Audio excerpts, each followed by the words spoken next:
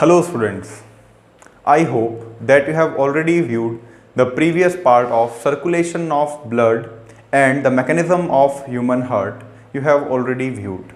Now, in this part of life process, we will discuss about transportation in plants. What do you mean by the topic transportation in plants? Actually, transportation means movement as we discussed in the previous part. But movement of what? In plants, what are the materials that move from one part of plant to another part of plant? So, in plant, basically transportation of H2O, that is water, and food takes place. हम जानते हैं कि transportation word की meaning क्या है? किसी भी substance को एक जगह से दूसरी जगह लेकर जाना. Therefore, in plants, only water and food transported from one part of plant to another part of plant. In this video, we will discuss in detail how food is transported in plant and how water is transported in plants. So, at first, I would like to explain you regarding the transportation of water. We all wonder why? Because suppose that this is a coconut tree. And as we all know, trees are very bigger in height. The plant absorbs water and minerals from root. No? Because the function of root is to absorb water and minerals from the soil. Plants जो होते हैं वो water और minerals का absorption soil से ही करते हैं by the help of roots. And we all know the roots are able to absorb water and minerals from the soil. तो रूट्स ने वाटर और मिनरल को एब्जॉर्ब तो कर लिया, लेकिन जो प्लांट की लंबाई लेंथ इतनी ज्यादा बड़ी है तो अगेंस्ट द ग्रेविटी, हम जानते हैं ग्रेविटी के कॉन्सेप्ट के हिसाब से due to the gravity everything falls towards earth, है ना, सभी चीज अर्थ के तरफ आती है. तो आखिर ये वाटर जो रूट एब्जॉर्ब करता है, ये वाटर अगेंस्ट द ग्रेविटी कैसे मूव करता है और क्यों मूव करता है ना? क्योंकि वाटर का एब्जॉर्प्शन किया रूट ने, लेकिन वाटर की जरूरत तो पूरे प्लांट में है ना. चाहे वो प्लांट की लीफ हो, चाहे वो प्लांट की स्टेम हो, चाहे वो प्लांट का फ्लावर हो, सभी कंपोनेंट में वाटर की जरूरत है. So this is a wonder question, how water travel against the gravity in the plants. Against the gravity water जो है वो कैसे ट्रांसपोर्ट कर जाता है प्लांट में. तो इसका आंसर क्या है? तो इसका एक्सप्लेनेशन बहुत ही कॉम्पैक्ट है और बहुत ही सिंपल है. क्या एक्सप्लेनेशन है? देखो ध्यान से. हम जानते हैं कि हम अगेंस्ट द ग्रेविटी किसी भी चीज को अगर पुल करें, है ना, तो वो due to the external force वो क्या होगा? अगेंस्ट द ग्रेविटी मूव करना स्टार्ट होगा, है ना. तो इस वाटर को भी ऊपर की तरफ पुल किया जा रहा है. अब उस पुल को क्या कहते हैं? उस पुल को कहते हैं ट्रांसपिरेशनल पुल. इस वर्ड को याद रखना है. व्हाट इज ट्रांसपिरेशनल पुल? हमने वर्ड ट्रांसपिरेशन पढ़ा है क्लास 9th में, है ना. Transpiration means loss of water in the form of water vapour. Plant से जो वाटर है वो वाटर वेपर के फॉर्म में क्या होता है? लॉस होता है. और इसी वाटर वेपर के लॉस को क्या कहते हैं? हम ट्रांसपिरेशन कहते हैं, जो कि प्लांट की लीफ से होता है ना. अब इस लीफ से क्या हो रहा है? वाटर जो है वो वेपर के फॉर्म में रिलीज हो रहा है. कहां पर? एटमॉस्फेयर में. जब वाटर एटमॉस्फेयर के फॉर्म में रिलीज हो रहा है ना, तो वही रिलीज हुआ वाटर वेपर जैसे ही सरफेस से बाहर की तरफ निकलता है तो इस पूरे प्लांट में एक सक्शन पुल कोज होता है. यही वाटर ड्रॉपलेट दूसरे वाटर ड्रॉपलेट को क्या करता है? अपनी तरफ खींचता है. क्यों? क्योंकि ये वाटर ड्रॉपलेट क्या हो रहा है? प्लांट की सरफेस से बाहर की तरफ जा रहा है. तो जैसे ये आउटवर्ड बाहर मूव करने की कोशिश करता है, जो दूसरे वाटर के मॉलिक्यूल्स है प्लांट में, वो उनके ऊपर क्या लगता है? एक सक्शन पुल लगता है. That suction pull is due to the process of transpiration. That's why that suction pull is called transpirational pull. So if anybody asks you how water transported against the gravity in the plant, the only concept behind this is the transpiration. Transpiration is the wonder process that causes suction pull, and that pull of water is called transpirational pull. And due to this pulling of water, the water travel against the gravity in the plant. Absorb करता है root जो कि plant के base पे, लेकिन tip तक पानी पहुंच जाता है. जो प्लांट की सबसे टॉप मोस्ट ब्रांच है वहां तक पानी पहुंच जाता है. क्यों? Due to transpirational pull. Transpiration that is loss of water in the form of water vapour. जो वाटर वेपर लीफ से बाहर निकलती है वही क्या करती है, दूसरे वाटर ड्रॉपलेट को अपनी तरफ अट्रैक्ट करती है, खींचती है, पुल कॉज करती है, and due to that transpirational pull the water moves against the gravity. I hope that you have understood how water transported against the gravity. अब एक बात जाननी है, हमारे घर में जो फिटिंग्स होती है पाइपलाइन की, उस पाइपलाइन में वाटर फ्लो होता है, चाहे वो नीचे से ऊपर की तरफ जाए चाहे ऊपर से नीचे की तरफ आए। तो आखिर प्लांट में ऐसा क्या है जिसमें कि वाटर का ट्रांसपोर्टेशन हो रहा है ना? तो for transportation of water plant have special type of complex tissue. Transportation के लिए मतलब कि किस चीज में वाटर फ्लो होता है प्लांट में, तो वो जो चीज है वो है complex tissue. As we have discussed, tissues are the group of cells and these two special tissues are called xylem and phloem. Plant में दो टिश्यू है, दो कॉम्प्लेक्स टिश्यू है, and that two complex tissues are called xylem and phloem. What is xylem and what is phloem? Xylem is a type of vascular tissue. Xylem एक तरीके का vascular tissue है। Xylem transport water and minerals from root to tip. Plant में water को transport करने का काम कौन करता है? जाइलम करता है। And the another thing which is transported in plant that is food. Food को ट्रांसपोर्ट कौन करता है? फ्लोएम करता है ना? इन दोनों के बारे में डिटेल में पढ़ना है। तो water is transported in plant by the help of a special type of tissue. That special type of tissue is called xylem, and due to xylem water is transported from root to tip. Understood? And the phloem is a type of another vascular tissue which transports food from leaf to all other parts of plant. We will discuss in detail. Just let us see what is xylem. The word xylem was given by a scientist named Nageli. Nageli is a botanist and he was responsible for the word xylem and phloem. Both the words, either it is xylem or it is phloem, these both words was given by Nageli. And what is xylem? Xylem helps in the transportation of water from root to tip.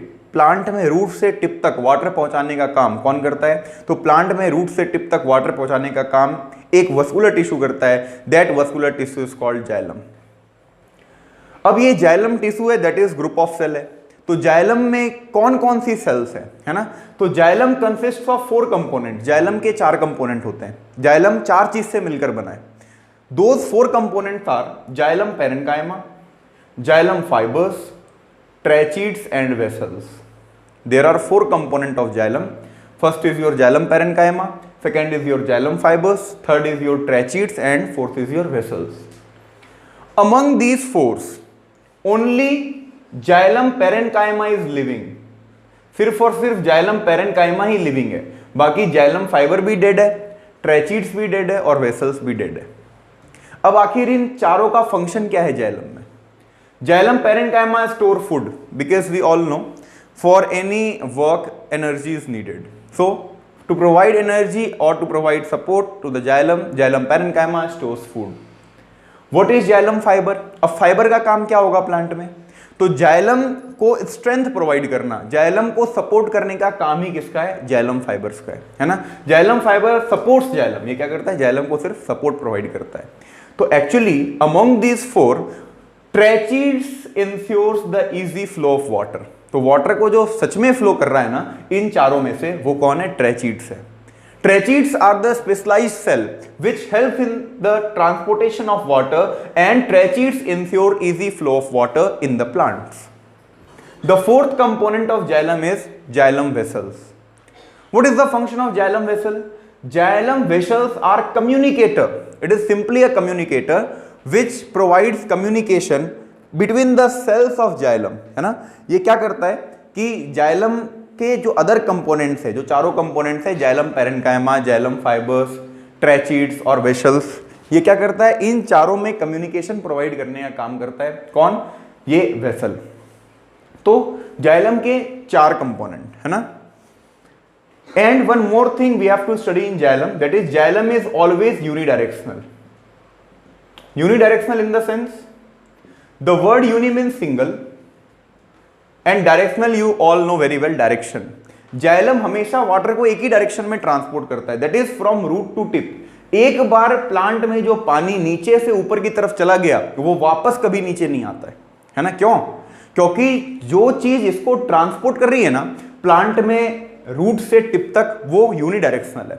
उसमें जो valve है ना, वो valve सिर्फ और सिर्फ water को unidirectionally flow करते हैं, है ना? तो इसलिए जो पानी एक बार ऊपर की तरफ चला गया वो वापस कभी नीचे नहीं आता है। Why? Because xylem is always unidirectional in nature.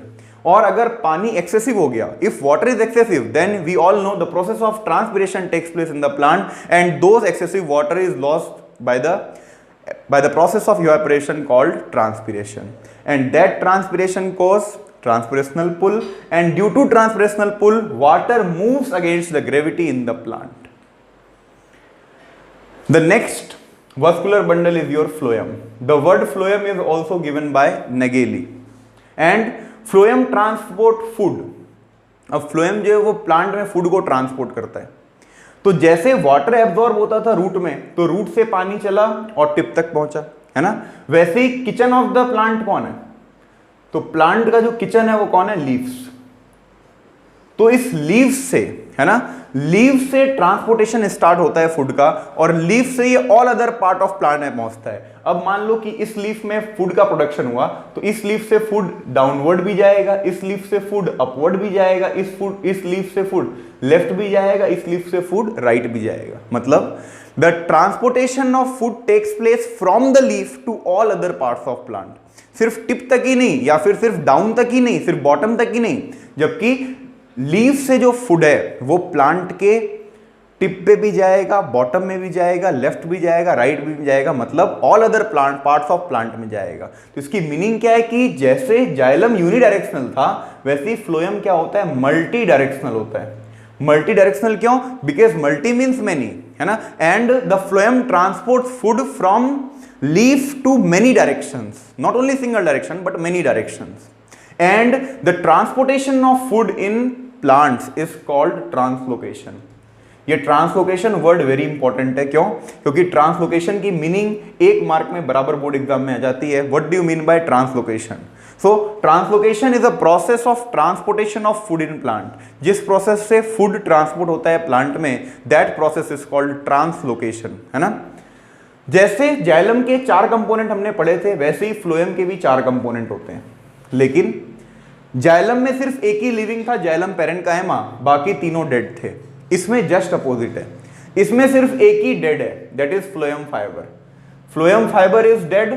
बाकी के जो फ्लोएम पैरेन्काइमा है, कंपेनियन सेल्स है और सीव ट्यूब्स है, ये सीव ट्यूब, कंपेनियन सेल और फ्लोएम पैरेन्काइमा तीनों ही लिविंग है। इनका फंक्शन क्या है? फ्लोएम पैरेन्काइमा हम जानते हैं फूड स्टोर करता है। फ्लोएम फाइबर्स का काम क्या था? Supports xylem. इसमें फाइबर जो होते हैं वो डेड होते हैं, और इसका काम क्या होता है? Supports phloem. ये क्या करते हैं? फ्लोएम को सपोर्ट करते हैं। अब जो मेन ट्रांसपोर्टिंग ऑर्गन है, जो मेन ट्रांसपोर्टिंग सेल है किसमें? फ्लोएम में, वो 2 है, कंपेनियन सेल और सीव ट्यूब्स। अब ये कंपेनियन की मीनिंग क्या होती है? Those person who are with you in any situation is called a companion, है ना? और those person who provides you a company, that person is called companion. So यहां पर जो कंपेनियन सेल्स है ना, ये किसको कंपनी प्रोवाइड करती है? सीव ट्यूब्स को। मतलब सीव ट्यूब्स और कंपेनियन सेल्स दोनों एक साथ ही रहते हैं, कभी भी दोनों एक दूसरे से सेपरेट नहीं हो सकते।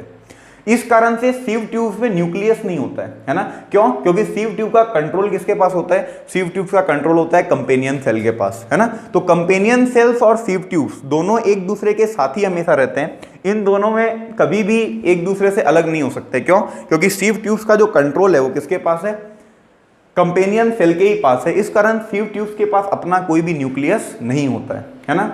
और सीव ट्यूब्स में बहुत माइन्यूट पोर्स होते हैं। उन माइन्यूट पोर्स की जो साइज है वो 15 माइक्रोमीटर होती है ना? 15 micrometre, that is 2 small pores are there in the sieve tubes, and that pores helps in the transportation of food from one part of the plant to another part of the plant, basically from leaves to all other parts of plant. So sieve tube is the basic unit in the phloem that transports food, and these sieve tubes are supported by companion cells and other 2 components of phloem, है ना? तो transportation in plants, किस चीज का transportation? Water minerals का और food का। Water mineral is transported by xylem. Xylem is basically unidirectional in nature, and the food is transported by the help of phloem, and phloem is multidirectional in nature. That's all about this video. I hope that you have already understood the concept of transportation in plant very well. Thank you for your support. Okay.